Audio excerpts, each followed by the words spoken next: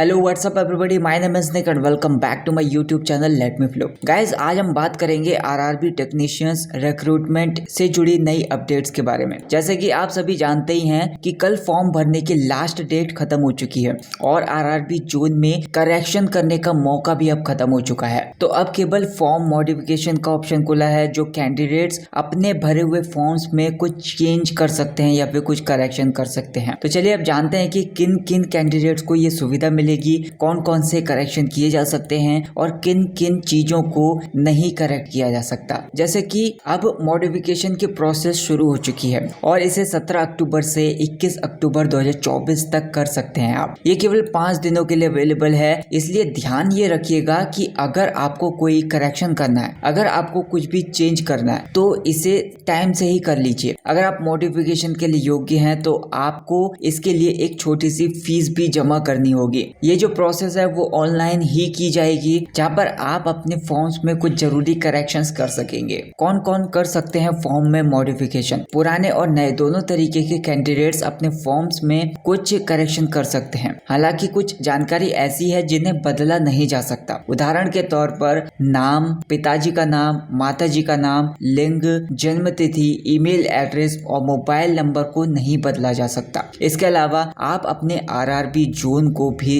अब नहीं बदल सकते। बाकी की जानकारी जैसे कि पर्सनल डिटेल्स हो गई या फिर एजुकेशनल क्वालिफिकेशंस हो गई या फिर दूसरी जानकारी, उनको मॉडिफाई किया जा सकता है, उनको बदला जा सकता है। फॉर्म्स में मॉडिफिकेशन अगर आप करना चाहते हैं तो सबसे पहले आपको आरआरबी की ऑफिशियल वेबसाइट पर जाना होगा, rrb.gov.in। वहां पर अप्लाई के ऑप्शन को क्लिक करके अपने अकाउंट को लॉग इन कर लीजिए। लॉग इन करने के बाद आपको फॉर्म में चेंज करने का ऑप्शन मिल जाएगा। जैसे ही आप मॉडिफाई ऑप्शन पर क्लिक करेंगे, आपके सामने एक पेज खुल जाएगा। वहां पर बताया ये जाएगा कि किन किन जानकारियों को आप चेंज कर सकते हैं, उनमें बदलाव किया जा सकता है। फॉर्म में बदलाव करने के लिए आपको 250 रुपए की फीस देनी होगी। अगर आप फीस का भुगतान नहीं करते हैं तो आपके किए गए बदलाव लागू नहीं होंगे और आपका पुराना फॉर्म ही मान्य होगा। अगर आप बदलाव करना चाहते हैं तो फीस जमा करना ना भूलें। एक बार फीस जमा करने के बाद ही आपका फॉर्म सक्सेसफुली मॉडिफाइड हो जाएगा। पुराने और नए कैंडिडेट्स के लिए कुछ बदलाव हैं, जैसे कि पुराने कैंडिडेट्स जिन्होंने पहले से ही फॉर्म भरा है वे कुछ निश्चित चीजें ही बदल सकते हैं, लेकिन वे अपनी पर्सनल जानकारी में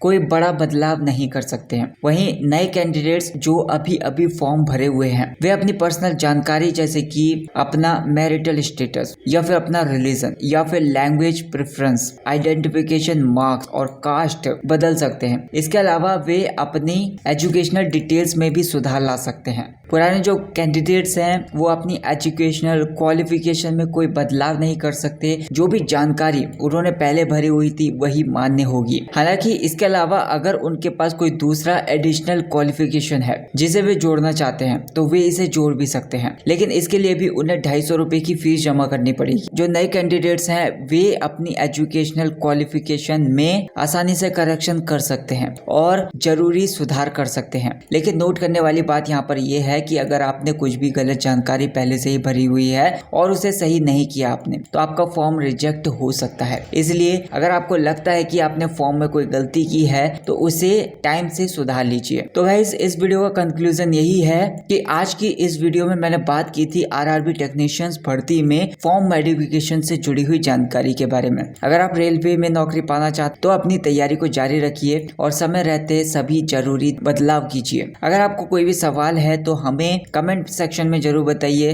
अगर आप चैनल पर नए हैं तो चैनल को सब्सक्राइब कर लीजिए। अगर ये वीडियो पसंद आई तो वीडियो को लाइक कर देना। Thank you so much for watching this video.